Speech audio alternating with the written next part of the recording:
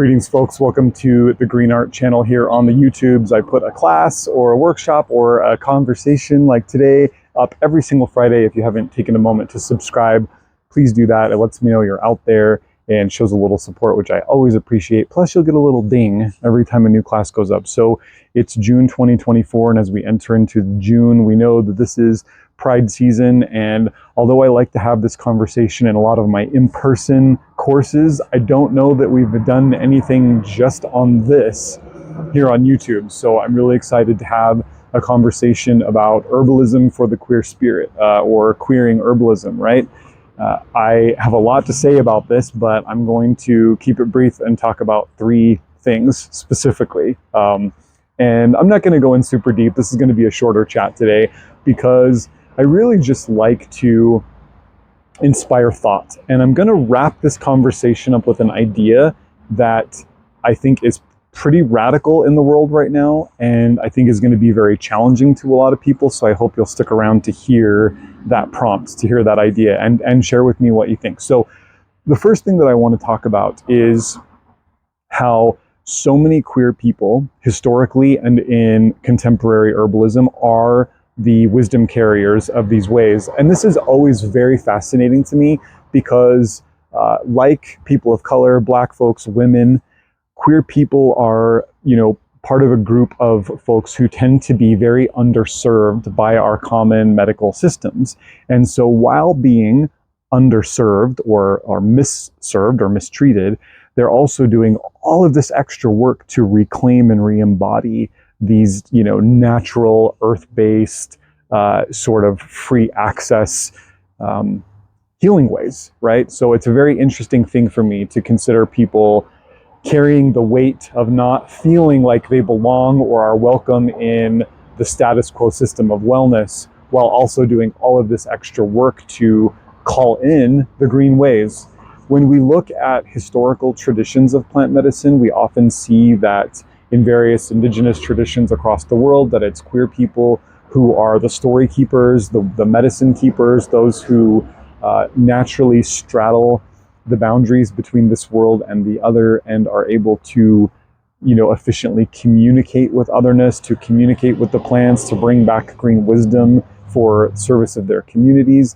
And I was thinking as I was getting ready to do this video today, how many friends I've made through social media that are involved in this work in one way or another. They're, folkloric plants or poison path or occult botany or herbalism or allopathic herbalism even, who are queer identifying, right? And, I think we still certainly are not the majority really in any space. And that's just the nature of queerness. But there's a lot of us. And it's a really interesting thing. So the first point that I want to make, the first thing that I want to consider, is this idea of queer folks historically and in contemporary practice being wisdom keepers in their respective traditions. And it goes far beyond herbalism. It goes into paganism and the occult and witchcraft and all that good stuff too. The second point that I would like to make is that herbalism provides naturally affirmative care for the queer being, right? That when we don't see ourselves respected or represented or welcomed in allopathic spaces, I remember the first time as a young person that I went to a mental health care provider, went to a therapist. And if I remember correctly, he was a prescribing doctor, right? So a psychiatrist. He had several books on his bookshelf about, and I'm a huge book nerd, so if there's a bookshelf, I'm looking at all the books, right?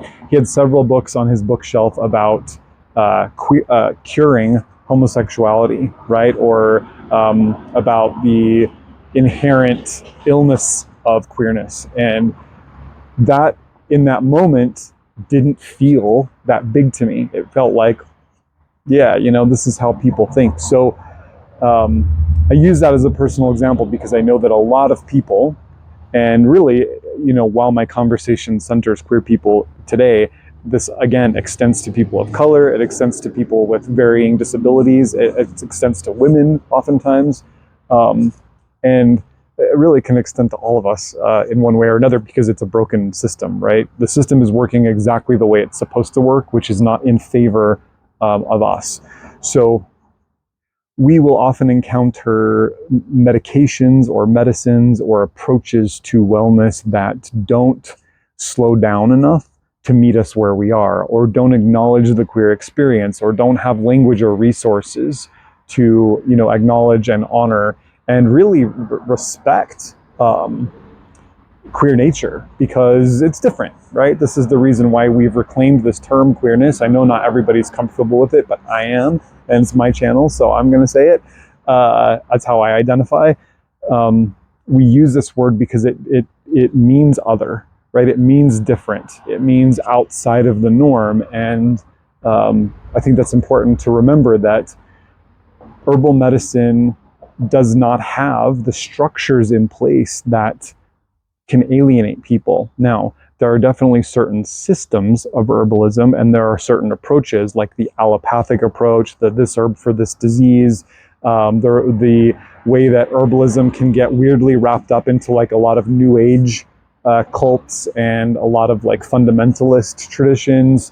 Where I live, I'm in the multi-level marketing capital of the world.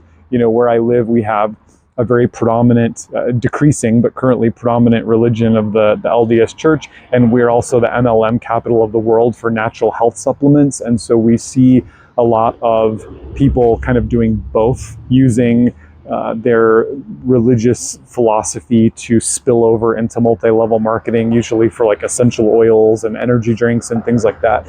So long story short, herbal medicine doesn't have to participate in that. This is radical medicine. It grows out of the ground. It's medicine for the people. And while we can force herbalism into those structures, we don't have to. It's not necessary like it is with pharmaceuticals. And we can find that herbal medicine can be tailored to meet the specific needs of the community and which one is practicing. So if you are somebody who is a professional, trained and accredited herbalist, and your community of focus is women's wellness, for example, you can tailor the way that plant medicine shows up for your clients in a way that really centers women's experiences. If you are a Black herbalist, you might be centering, creating, modalities or structures around your herbalism that really acknowledges the Black experience, really acknowledges the particular mishandling of Black bodies, but also the particular, cultural aspects of Blackness, or the particular ways in which the particular community you're in need to be served, or are being underserved or misserved, right? And similarly with queerness, I see lots of people. One of my great teachers, Paul Barrel, one of the first things that he told me in one of our first conversations is, if you are going to practice herbalism as a queer person, you will attract queer people. And we need our medicine delivered in a different way, in a queer way, right? So I think that's really cool. Forgive that weird interruption in video, but a group of turkey buzzards just landed right where I am, and we both kind of scared the shit out of each other. So the third thing that I want to talk about is being seen, and while, again, I'm presenting this with this centering on the queer experience, this really applies to everybody. Plant medicine sees us. The plants see us.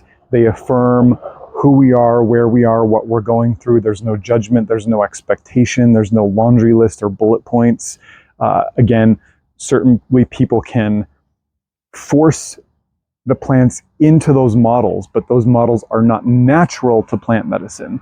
The organic, flowing river, rustling of leaves nature of this work means that it adapts into the hands of everyone who holds it. It takes on the shape of the vessel that it's poured into while maintaining all of its own innate virtue and power. So that thing of being seen, sometimes in my clinical practice, is the most profound thing in the moment for people, that they say, wow, I don't think I've ever had somebody sit down and spend an hour and a half listening to me, unpack and unwind and explore my narrative.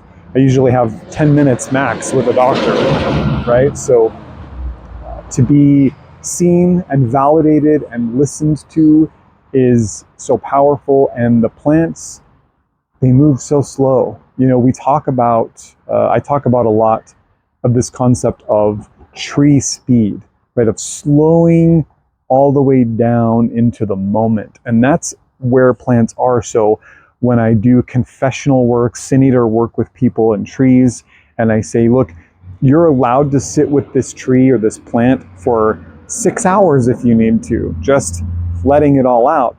And people will fight me on it, and they'll say, oh, the tree's going to get frustrated, or the tree will get bored, or there will be burnout, because we're so used to that in our culture. But the plants are operating at a speed that our 6 hours feels like a blip to them. 2,000-year lifespan, what's 6 hours? And that willingness. So those are the three things that I want to bring up. There's so many nuances. There are so many incredible queer plant work pioneers that I could talk about. The two that instantly come to mind would be one of my teachers, Paul Byrell, and of course Scott Cunningham. Whatever your thoughts on either of those two gentlemen are, these are people who dedicated their life to the work, blood, sweat, and tears, while remaining true to who they were. And both of them lived at a time where, queerness was not always a very safe expression to have. So where I want to wrap up today, the thing I promised you where I want to wrap up today is about just a brief chat about inclusivity in herbal spaces. There are conferences all over the world. There are women's herbal conferences where only women are allowed. There are I think Karen Rose does an herbal conference in or near Brooklyn that's specifically to center people of color. I wish that there were queer herbal conferences. Maybe there are. If there are, invite me. I don't want to discredit any of that, because that's not the point here. But what I want to say is that when it comes down to gathering under the trees, right, gathering around herbal medicine, if we can't make herbal spaces radically inclusive and welcoming to all, then we are in a lot of trouble. If herbal spaces can't be made welcoming to everybody, I'm not really sure what spaces can be welcoming to everybody. Plants teach us that diversity is not only necessary for the operation of a universe that's made on relationships between differences, but that it is the highest example of beauty. So I love that people have conferences where they can go and feel safe. I love that there are classes that are only open to women, only open to folks with differing abilities, and I think that's important.